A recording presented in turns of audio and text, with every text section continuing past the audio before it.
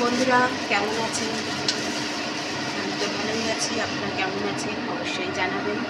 এই যে কড়াই না সরি প্রেসারে তেল দিয়ে দিয়েছি। এই যে মুগ ডাল ঢেলে দিচ্ছি। আজকে মুগ ডাল রান্না করবো। কি দিয়ে করবো বলুন তো আজকে মুগ ডালটা? দেখি দিয়ে করি। যেটা দিয়ে আজকে করবো কোনোদিন সেটা দিয়ে করি। নতুন নতুন তো ট্রাই করতে হবে না? আপনারা হয়তো করে খেয়েছেন, আমি ফার্স্ট টাইম খাবো। সেটা ডালটা ধুয়ে নিয়েছি। এবার এর মধ্যে দিয়ে দেবো শিম।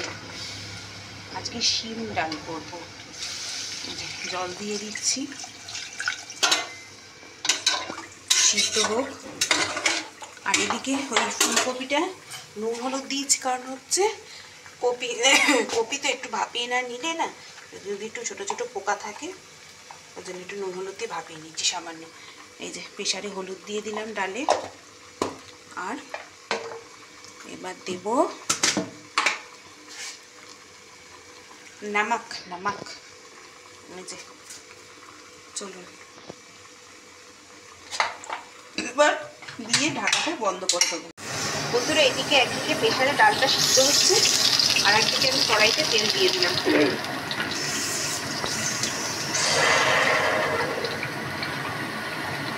আর এদিকে আমি কপিটা রান্না করে নেবো। ফুলকপিটা ভাপিয়ে নিয়েছি, ভাপিয়ে আবার ভালো করে ধুয়ে নিয়েছি। আমার না ভীষণ ধুয়ে লাগে, খুব সুপে লাগে। যদি যেটাতে টোকা টোকা থাকে না, কাটার সময় দেখে নিই কপি একটা ভাপিয়ে নেওয়া উচিত। চলুন ওইদিকে তেলটা এসে যাচ্ছে। এবার ফুলকপিগুলো দিয়ে দেবো।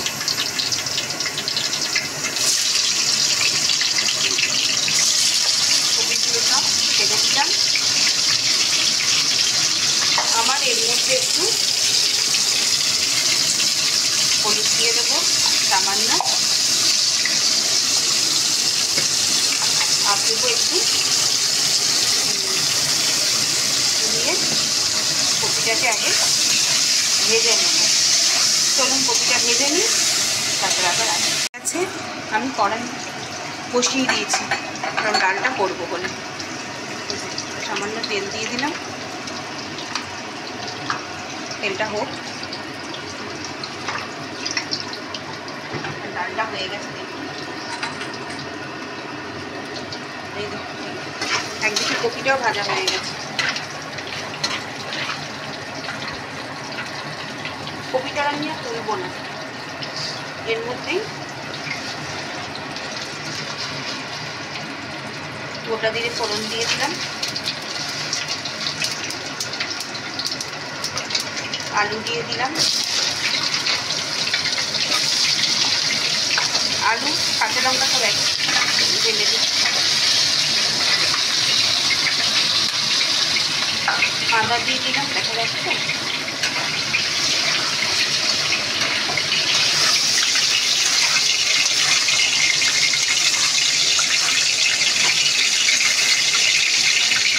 ভাজা হোক।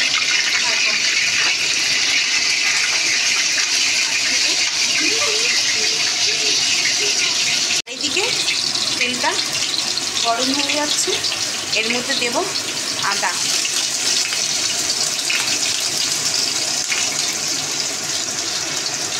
আর দেব গোটা জিরে।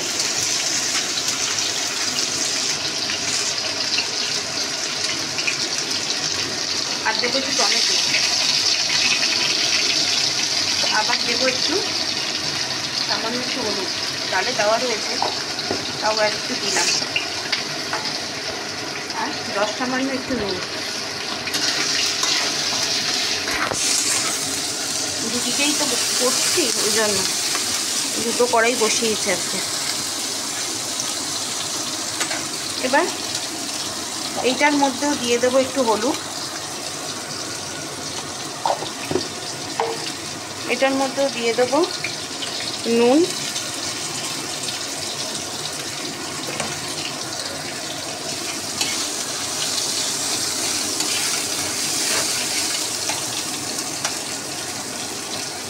আদাটা ভাজা ভাজা হয়ে গেছে, কাঁচা গন্ধ নিশ্চয়ই ছেড়ে গেছে। টমেটোগুলো একটু ভেজে দিচ্ছি।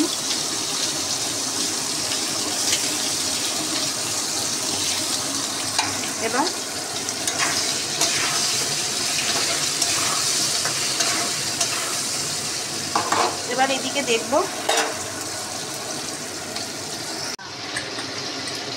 এবার দেখুন একদম ডালটা ভালোভাবে সিদ্ধ হয়ে গেছে। এবার ডালটা দিয়ে দেবো।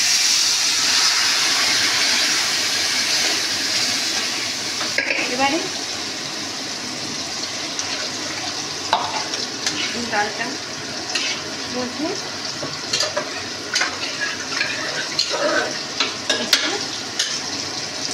জল দিয়ে দিলাম।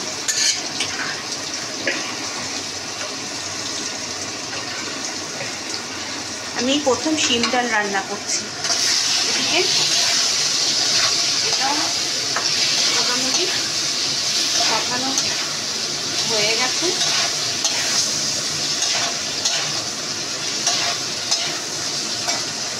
এবার এটার মতো জল অ্যাড করতে হবে আর ডালের মধ্যে দেবো। এবার এটার মধ্যেও জল অ্যাড করে দিচ্ছি।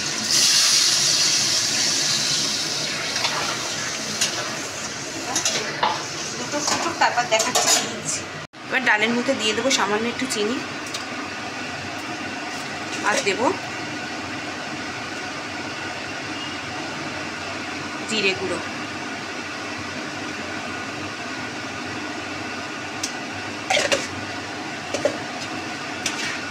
এবার ডালটা ফুটতে থাকুক, স্মেলটা বেরোক। এবার এইটার মধ্যেও দিয়ে দেবো সেম একই প্রসেস, একই জিনিসই দেবো। এই যে জিরে গুঁড়ো দিয়ে দিলাম। আমরা ধনে খাই না, সেই জন্য ধনেটা দেবো না। আমি একটু হাতটা ধুয়ে দিই। তারপরে এর মধ্যে একটু নিরামিষ রান্না তো একটু মিষ্টি মিষ্টি ভালো লাগে, সামান্য একটু চিনি দিয়ে দিলাম।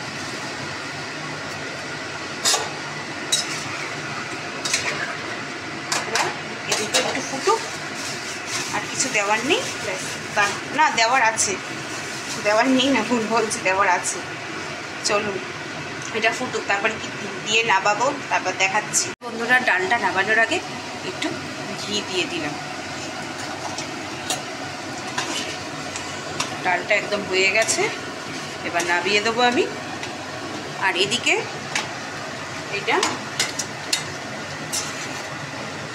হচ্ছে, এখনো হয়নি, এটা হোক, এখনো আলুই সিদ্ধ হয়নি, দেখেছেন? এদিকে ডালটা হয়ে গেছে, ডালটা আমি নামিয়ে ফেলবো। আর এর মধ্যে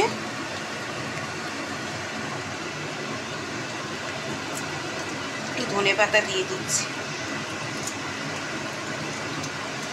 শীতকালে সব জিনিসের মধ্যে ধনেপাতা দিলে ভালো লাগে। এই শিম ডালে কি ধনেপাতা খাওয়া যায়? আমাকে একটু জানাবেন তো কমেন্টে। ধনেপাতাটা দিচ্ছি না, আমি যদি শিমের গন্ধটা আবার চলে যায়, ওই জন্য।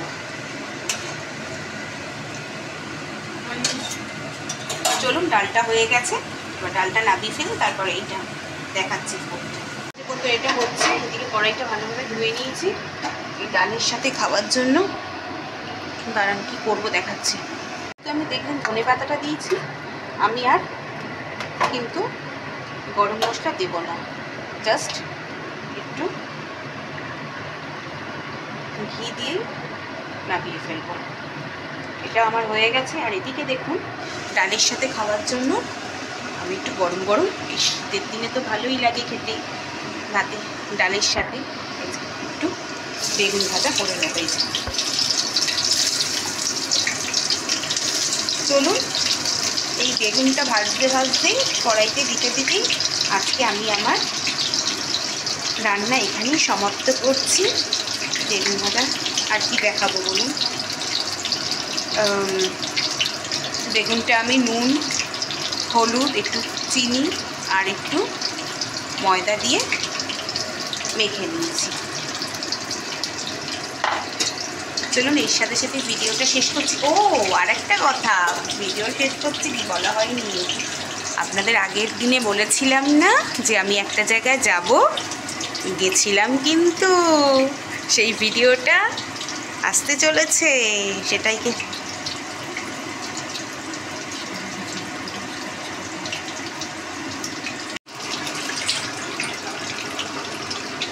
আপনাদের বলেছিলাম না আমি একটা জায়গায় যাব, গেছিলাম কিন্তু। দেখেছেন তো ভিডিওটা, কোথায় গেছিলাম? আমার বাড়ির একদম কাছে, জানেন তো, আমার বাড়ি সোনারপুর, আমি থাকি আপনার বৈকুণ্ঠপুরে। আর যেখানে আমি গেছিলাম দেখেছেন তো, বিপত্তারিণী বাড়িতে গেছিলাম। সেই বিপত্তারিণী বাড়ি হচ্ছে একদম বুড়িপুকুরে, আমার বাড়ির কাছে বাসতলা দিয়ে যেতে হয়। আমার বাড়ি একটু ভেতর সাইডে, ওখান থেকে একদম একটুখানি সময় লাগে। কিন্তু ওই মা না টানলে যাওয়া হয় বলুন? মা টেনেছে তাই এই গেলাম। মেয়ে যে পরীক্ষায় পাশ করেছে সেই বলেইছিলাম মা তোমার কাছে এসে পুজো দিয়ে যাব, আর যেতেই পারিনি, মা টানেনি তাই যেতে পারছিলাম।